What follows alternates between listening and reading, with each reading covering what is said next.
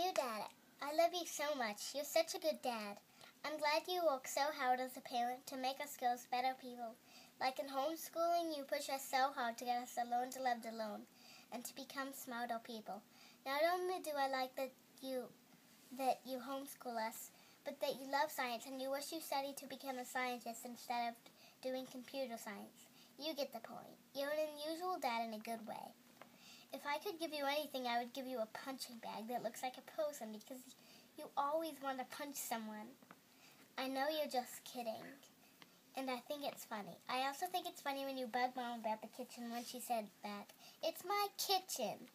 You're just so funny to be. You're just so funny and fun to be around. I love the long explanations you give us when we ask you something, and the long discussions we have. They are always very interesting things, and I learn a lot from them. I feel like I can talk to you about anything. I love wrestling with you. You're so strong, and that's probably why I like wrestling with you.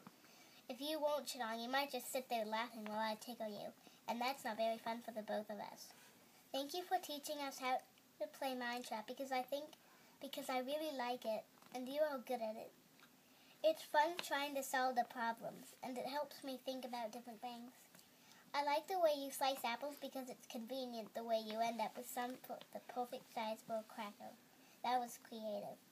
I like going hiking with you. I remember when we hiked at Biddeford Pool and could see a lighthouse. Speaking of lighthouses, I also love going to lighthouses with you to climb on the rocks, eat, walk around, take pictures, and spend time together. No one can replace you. You're just the best dad ever.